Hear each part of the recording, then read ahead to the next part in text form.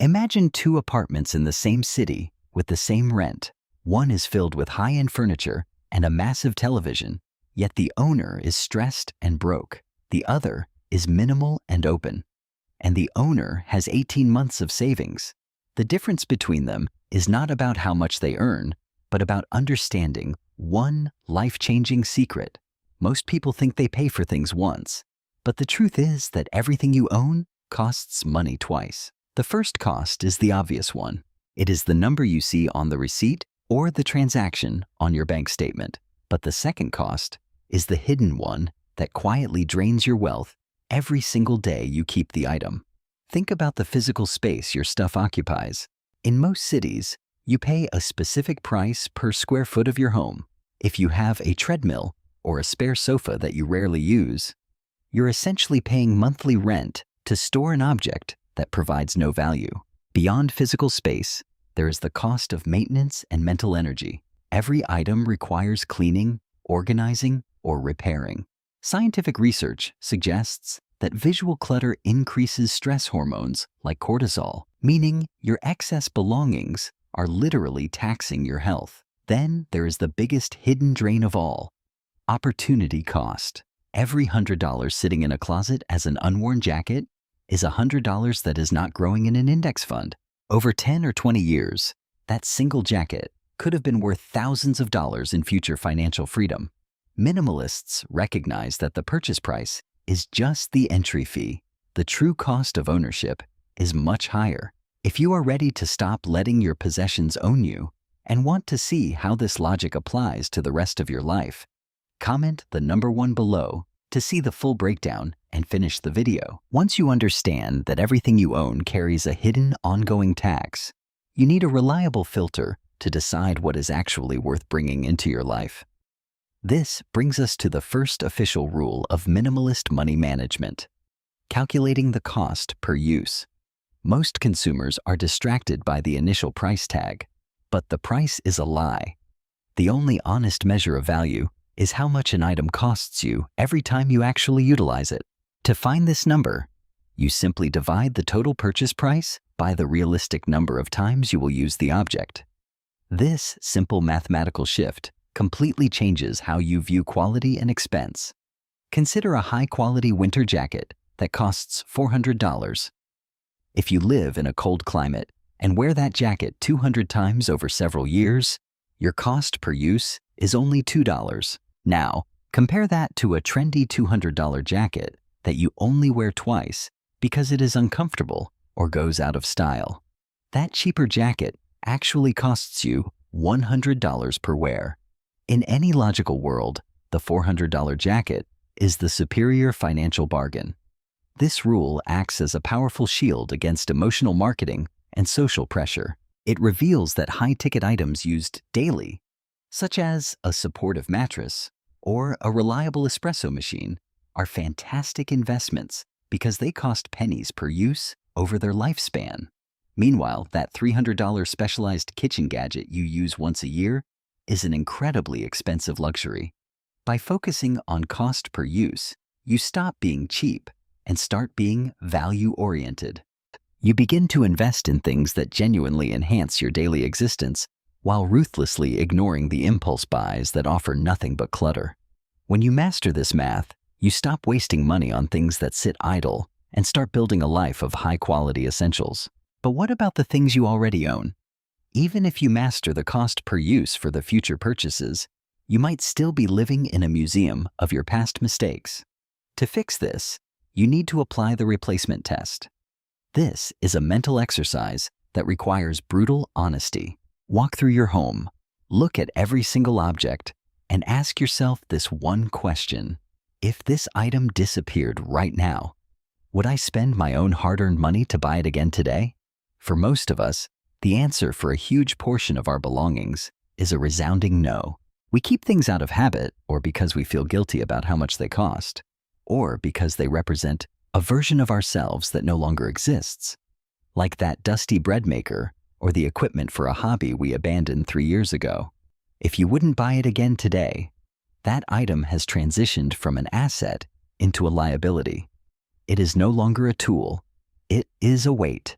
It is draining your physical space, demanding your time for cleaning, and consuming the mental energy you need for more important decisions. Minimalists understand that these items actually have negative value. They are not free to keep. They are expensive to house. By ruthlessly eliminating anything that fails the replacement test, you aren't just cleaning a room. You are reclaiming your life. You are creating a liberating environment where every object has a clear purpose and a reason for being there. This process makes your home feel twice as large and your daily routine twice as simple.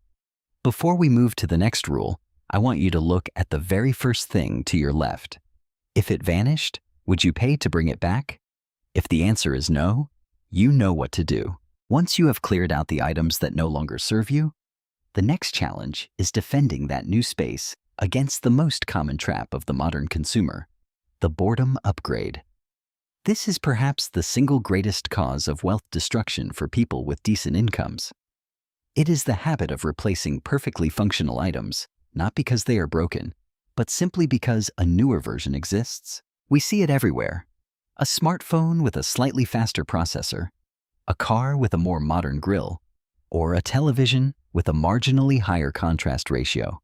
On the surface, these feel like improvements to your life, but in reality, they are acts of financial sabotage disguised as progress. The minimalist rule to combat this is simple yet incredibly difficult in our culture. Never replace an item that still functions properly. To make this work, you must redefine what functional actually means. In a consumerist society, we are conditioned to believe an item is obsolete the moment a successor is announced. However, true functionality is solely about the ability to perform a required task. If your current phone still makes calls, runs your essential apps, and connects you to the world, it is functional. The existence of a newer camera lens does not make your current tool a failure. When you stop solving problems that do not actually exist, the financial impact is staggering. By choosing to use a vehicle or a laptop until it truly reaches the end of its mechanical life rather than its marketing life, you can save hundreds of thousands of dollars over your lifetime. This discipline allows you to see through the psychological tricks of advertising that try to manufacture discontent. You begin to realize that novelty is a fleeting high, while the security of a growing bank account provides a permanent sense of peace. Resisting the urge to upgrade requires immense discipline, but relying on willpower alone is a losing game. Willpower is a finite resource that depletes when you are tired, hungry, or stressed at the end of a long day. This is why the next rule focuses on engineering your environment rather than your mind.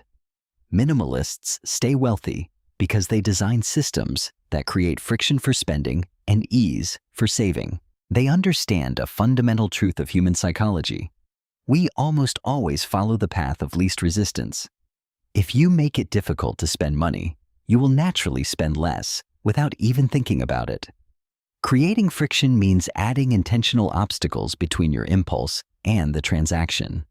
This involves practical, immediate steps like deleting shopping apps from your phone and removing stored credit card information from your web browsers. When you have to manually find your wallet and type in 16 digits, you give your logical brain a chance to catch up with your emotional impulses. One of the most effective tools in this system is the mandatory 24-hour waiting period. By forcing yourself to wait just one day before buying any non-essential item, you allow the initial dopamine hit of the new to fade. Statistics suggest this single rule eliminates roughly 70% of impulse purchases. On the other side of the equation, you must make saving the easiest thing you do.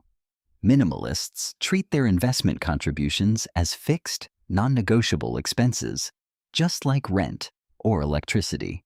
By setting up automatic transfers that move money into your investment accounts the moment your paycheck hits, you ensure that you pay yourself first. You never have to decide to save because the system does it for you before you even see the balance. These environmental changes ensure that your financial health is protected by design, making good decisions your default behavior even on your worst days. Once your systems are optimized and your environment is designed to protect your wealth, you are ready to master the final and most powerful principle of all, defining enough. All the rules we have discussed, calculating the true cost of ownership, applying the replacement test, and resisting boredom upgrades, lead to this singular point of clarity. Most people are trapped in a cycle where their lifestyle expands as quickly as their paycheck. They earn more only to buy more, remaining just as stressed at $100,000 a year as they were at $40,000. They never reach a financial finish line because they never bothered to draw one.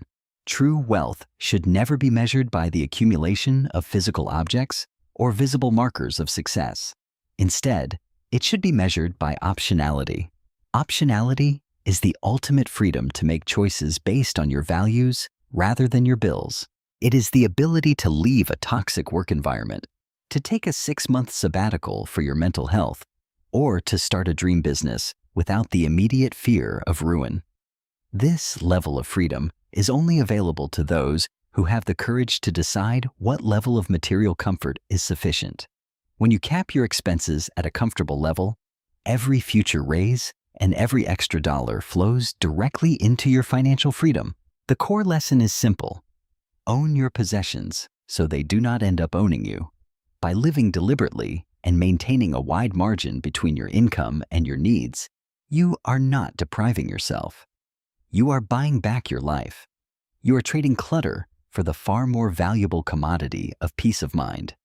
If you are ready to stop running the endless race of consumption and start building a life of true optionality, make sure to subscribe to the channel and hit the notification bell.